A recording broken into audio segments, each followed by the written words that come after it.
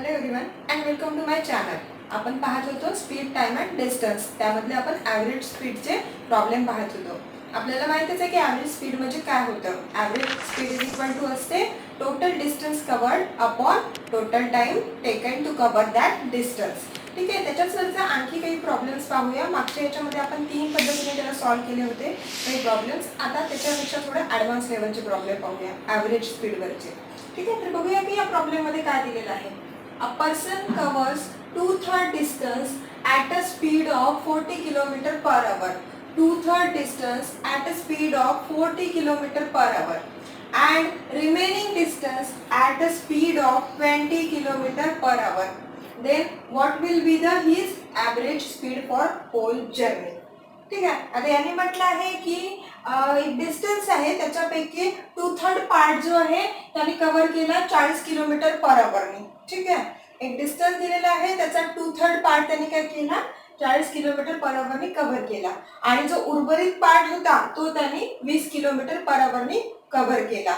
तर त्याच्या होल जर्नीसाठी त्याची ॲव्हरेज स्पीड किती असणार आहे हे त्यांनी विचारलंय. तर पहिले जो आपण कन्सेप्टनी आपली जे मेथड आहे त्या कन्सेप्ट बेसनी जाऊया. तर आपल्याला माहिती आहे की average speed is equal to काय होत असतं. Average speed is equal to काय होत असतं total distance upon total time. आता इथे आपल्याला डिस्टन्स पण माहिती नाहीये टोटल किती आहे तर, आणि टोटल टाइम पण माहिती नाहीये. पण आपण काय कन्सिडर करू, डिस्टन्स माहिती नाहीये तर आपण डिस्टन्सला काय कन्सिडर करू, डी कन्सिडर करू. ठीक आहे, आणि त्यांनी 2/3 डिस्टन्स किती किलोमीटर पर आवरने कव्हर केलं, 40 किलोमीटर पर आवरने कव्हर केलं. आणि नंतर काय म्हटलंय की रिमेनिंग जे डिस्टन्स आहे ते त्यांनी 20 किलोमीटर पर आवरने कव्हर केलं. तर आता इथे रिमेनिंग काय असेल, जर का 2/3 त्यांनी 40 किलोमीटर पर आवरने केलं तर रिमेनिंग काय असेल, तर इथे रिमेनिंग असेल 1/3. आता 1/3 कसं आलं, ठीक आहे, तर 1/3 कसं आलं तर एक तर पूर्ण कंप्लीट याला आपण 1 कन्सिडर करत असतो. ठीक आहे ना, कंप्लीट डिस्टन्स म्हणजे काय तर 1 कंप्लीट डिस्टन्स. तर 1 मायनस 2/3 इज इक्वल टू किती होईल, 3 इकडे आला, 3 minus 2 upon 3 is equal to 1/3. ठीक आहे, तर हे झालं रिमेनिंग डिस्टन्स. 2/3 त्याने 40 किलोमीटर पर आवरनी कव्हर केलं होतं आणि रिमेनिंग किती राहिलं 1/3. 1/3 किती यांनी कंप्लीट केलं त्याने 20 किलोमीटर पर आवरने. याला समजायसाठी एक असं पण कन्सिडर केलं जातं की जो खालचा छेद असतो तो कंप्लीट पार्ट, म्हणजे आता 3 पैकी 2 पार्ट कव्हर केले म्हणजे त्याने. ठीक आहे ना, याचाच अर्थ काय होत असतो, 3 पैकी 2 पार्ट कव्हर केले म्हणजेच काय, ते टोटल किती पार्ट असतील तर 3 पार्ट असतील टोटल. ठीक आहे ना, 3 पैकी 2 कव्हर केले, 3 पैकी 2 कव्हर केले तर उरला किती, 1. उरला किती, 1. ठीक आहे ना, असं पण याला लिहू शकतो, याचं पण याला समजून घेऊ शकतो.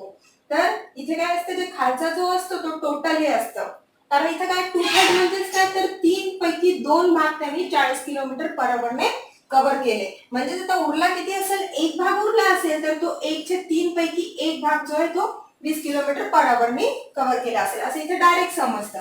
नाहीच कळलं तर 1 मायनस जे आहे ते करून टाकायचं, उरलेलं जे राहील ते रिमेनिंग डिस्टन्स राहील. ठीक आहे, तर आता उरलेलं डिस्टन्स किती आहे म्हणजे 1/3.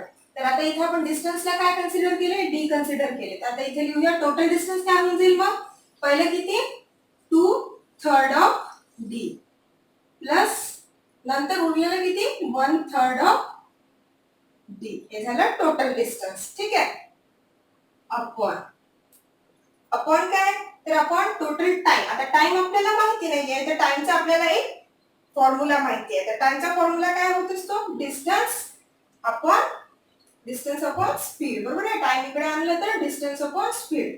तर डिस्टन्स माहिती आहे आपल्याला 2/3 ऑफ डिस्टन्स किती स्पीडने 40 किलोमीटरच्या स्पीडने प्लस 1/3 ऑफ डिस्टन्स कितीच्या स्पीडने 20 किलोमीटर पर आवरच्या स्पीडने. हेच म्हणजे काय, डिस्टन्स अपॉन स्पीड म्हणजेच काय तर आपला टाइम.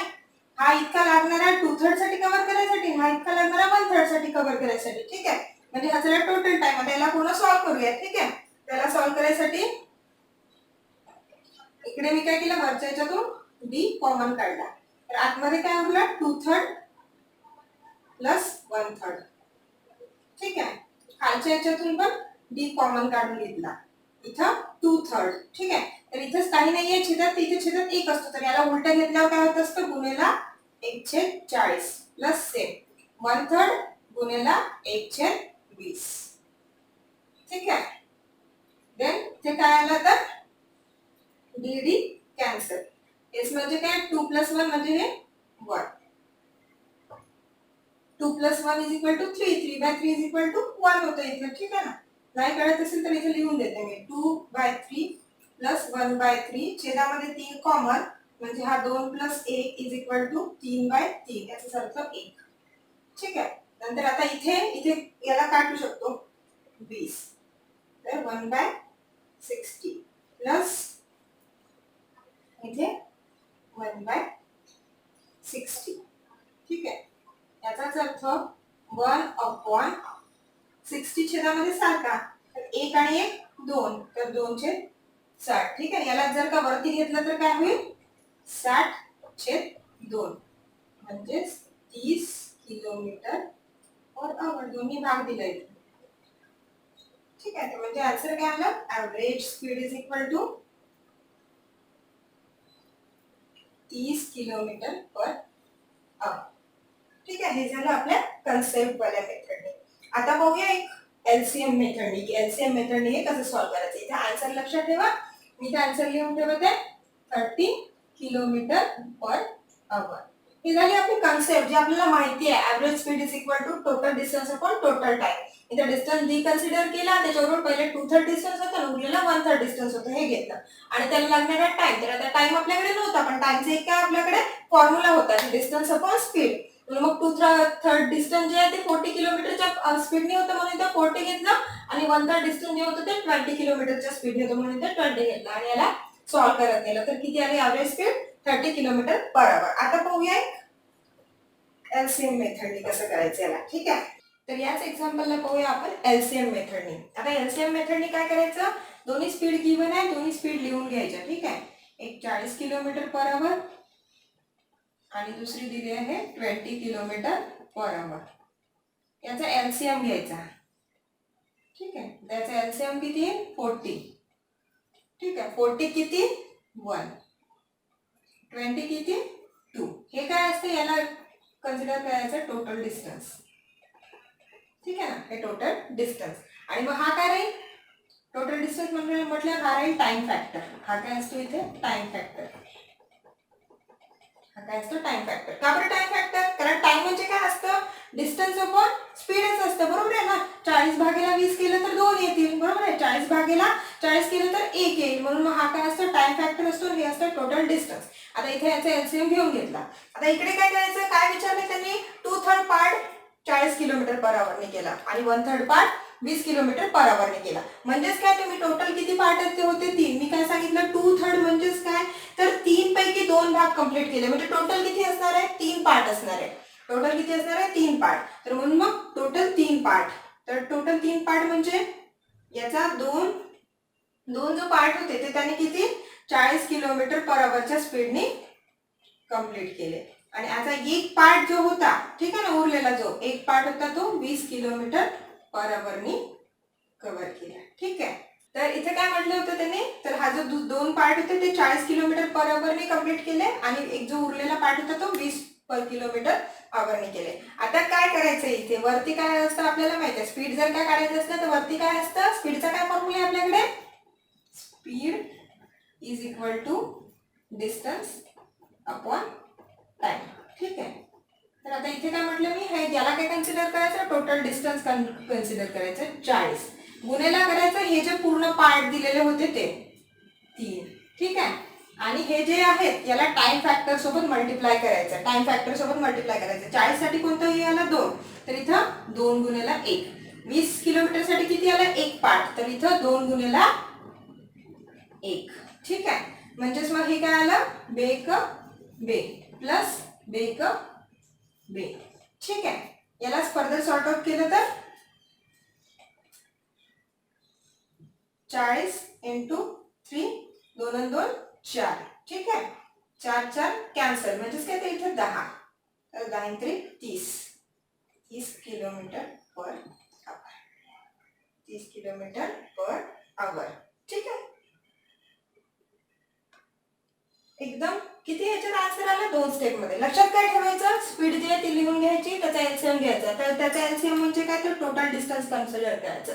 आणि इथे जे येतं ना आपण 40 41 लिहितो आणि 20 दोन्ही 40 लिहितो, तर हे काय असते, टाइम फॅक्टर असतात. ठीक आहे, हे असतात टाइम फॅक्टर. आणि हे जे असते हे टोटल डिस्टन्स असतं. आणि किती पार्ट म्हटले होते, तर टोटल 3 पार्ट होते. तर या टोटल 3 पार्टला काय केलं आपण, टोटल डिस्टन्स सोबत जे आलं होतं त्याला मल्टिप्लाय करून दिलं.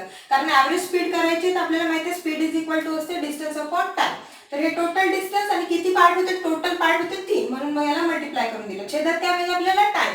तर टाइमचे फॅक्टर कोणते होते, तर 40 किलोमीटर, 3 कंप्लीट पार्ट, 2 पार्ट किती आहे 40 किलोमीटर पर आवरने, 1 पार्ट किती आहे 20 किलोमीटर पर आवर स्पीडने. ठीक आहे ना. तर याला या दोनला या 40 किलोमीटर सोबतचा जो फॅक्टर आला होता, टाइम फॅक्टर आला होता, याच्यासोबत मल्टिप्लाय करून दिला. आणि या एकला याच्यासोबत मल्टिप्लाय करून दिला. ठीक आहे. तर बे एक बे प्लस दोन्ही याचा टोटल टाइम पाहिजे होता म्हणून इथं बेरीज केली. ठीक आहे ना, टोटल टाइम पाहिजे होता म्हणून इथं बेरीज केली. फर्दर सॉर्ट आउट केलं, आन्सर काय आलं, average speed is equal to 30 kilometre per hour. जे आपलं कन्व्हेन्शन मेथडनी सॉर्ट आउट केलं होतं तेच सेम आन्सर. पण याला किती मिनिटं लागतील, 1 मिनिट. जर का समजलं नसेल तर, थोडी प्रॅक्टिस कमी असेल तर, प्रॅक्टिस जास्त असेल तर 20 सेकंड और 30 सेकंड. ठीक आहे ना. फक्त लक्षात ठेवायचं की कसं एलसीएम घ्यायचा. हे फॅक्टर टाइम फॅक्टर असतो, हा डिस्टन्स असतो, टोटल डिस्टन्स असतो, किती विचारला आहे, किती पार्ट आहेत टोटल, 2/3 पार्ट म्हणजेच काय, तर 3 पैकी 2 पार्ट म्हटले जाते. याचा अर्थ काय असते की 3 पैकी 2 पार्ट कंप्लीट केले तर म्हणजे टोटल पार्ट किती असतील, तर 3 पार्ट असतील. ठीक आहे, टोटल किती असतील, 3 पार्ट असतील. तर काही इश्यू असेल तर कमेंट बॉक्स मध्ये मेन्शन करा. नेक्स्ट एक्झाम्पल पाहूया नेक्स्ट लेक्चरला. थँक्यू.